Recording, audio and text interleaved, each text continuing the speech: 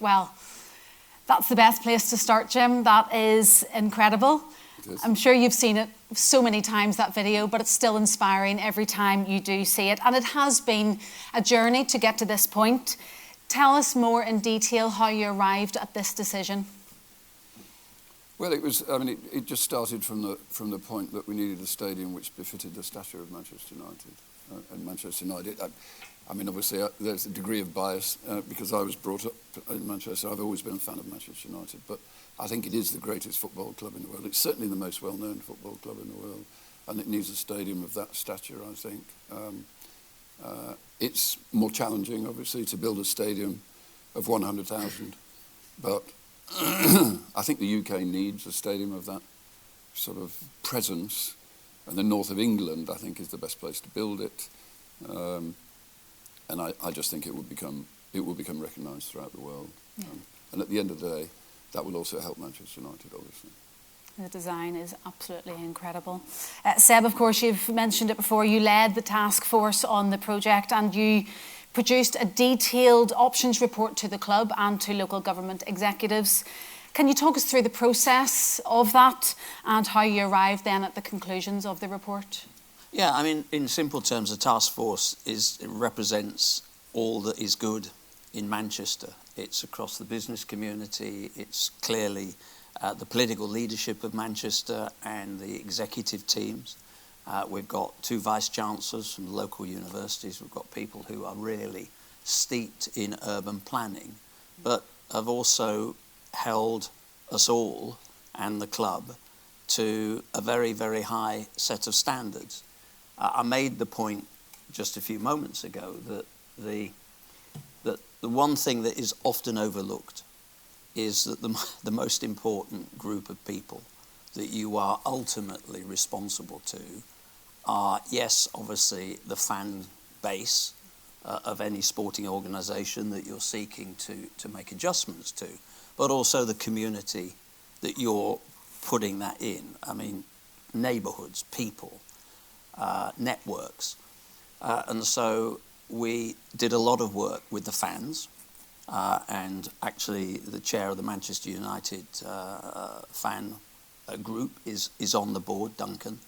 But we also went out of our way to really understand what local communities were saying. And I can tell you, I'll put a bit more meat on the bones, we surveyed over 1,200 people in different groups and very carefully identified as people that really this project would have an impact on.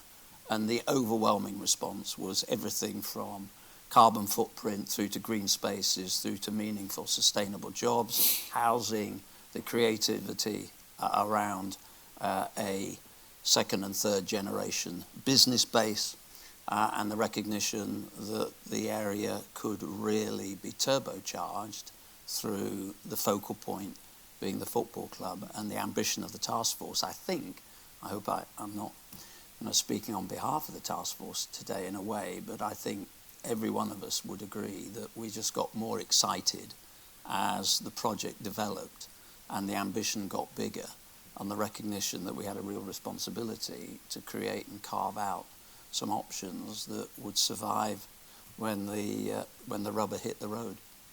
Well, it looks amazing, as I said. And Omar, thank you for joining us on stage. How important is this project for the future that you and your team are building at Manchester United?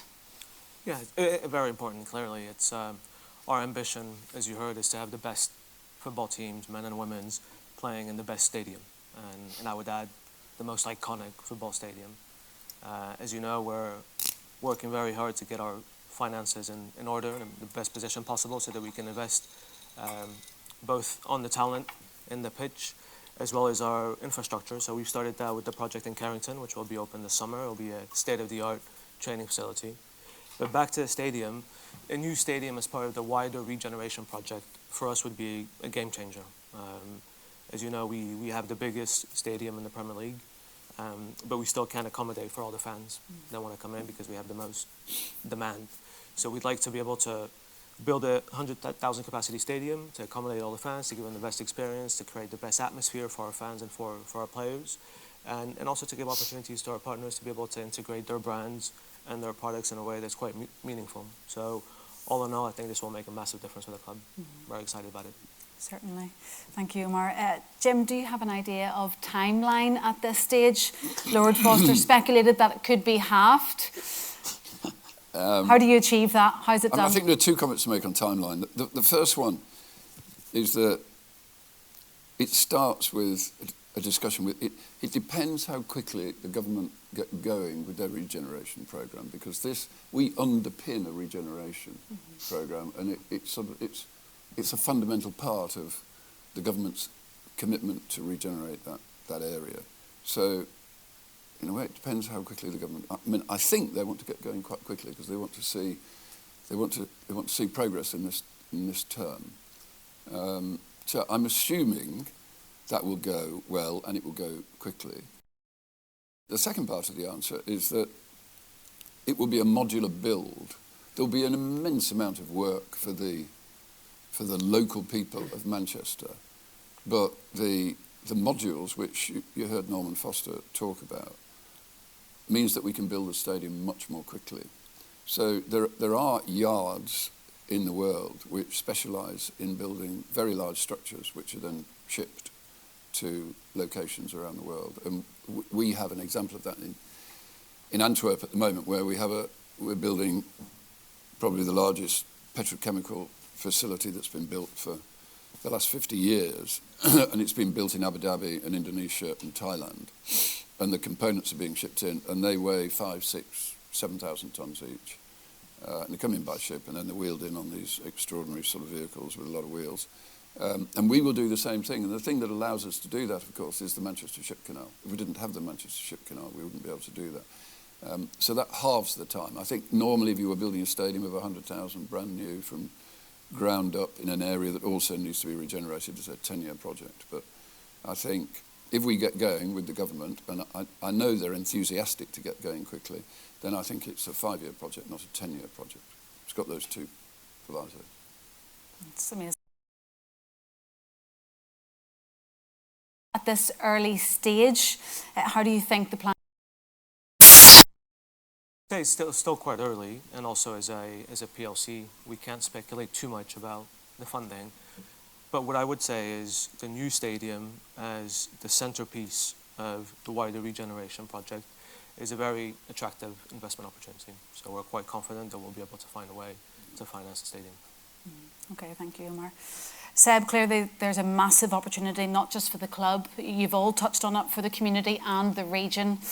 Can you talk more about the economic impact of the project? Yeah, I can. The one point that I would make, it wasn't the toughest negotiation with Jim when he asked me to do this, but one of the things I really wanted to make clear at the beginning is that I wanted to really, and the task force was very keen, to make sure that we were unlocking economic, social impacts that went way beyond the curtilage of the football stadium. Jim's right. If you have if you're not careful, then you basically only have a new stadium and the rest becomes a housing project. But the interlocking parts here are really important, and one of the best examples of that is the work that we're currently doing about moving the freight yards from one side of the stadium. That's not just for ease of access and allowing us to optimise the curtilage of the land.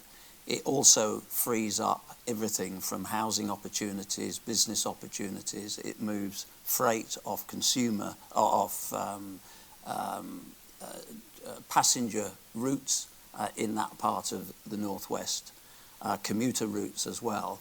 And it's really important because the work that Oxford Economics have done for us has really identified, and we really pushed them on this, that we wanted this also to have a regional impact, both in supply chains and all the sorts of things that you have to have together, the operational integration that goes into the development of a site like that. So simply moving the freight allows us, or allows government to meet its freight targets. It will actually add to the ecological advantage of the local area, certainly emissions as well. and allows us to absolutely tap into and unlock other opportunities like fresh housing and new business opportunities. So that is just one example of why the thinking around the stadium is so much bigger than simply the delivery of a world-class stadium, much that it is needed. Yeah, it's going to have such an impact on all the people of the north of England, as you say. We do have a special guest by way of a video who's going to explain how important this will be for Manchester and the wider area. Our common goal on the task force has been to try to unlock the full power of the club for the benefit of its supporters and for Greater Manchester as a whole, creating thousands of new homes and jobs. If we get this right, the regeneration impact could be bigger and better than London 2012. Manchester United could, and indeed should, have the best football stadium in the world.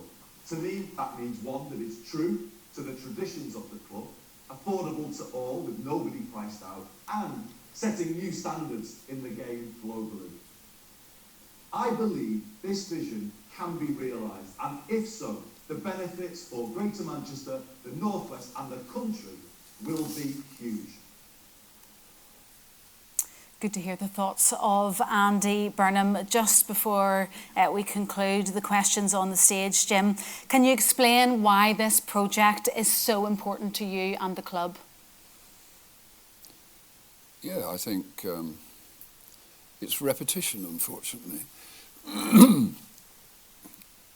I mean, I've been a lifelong fan of Manchester United, so I do have a bias, but I do. Everywhere I go in the world,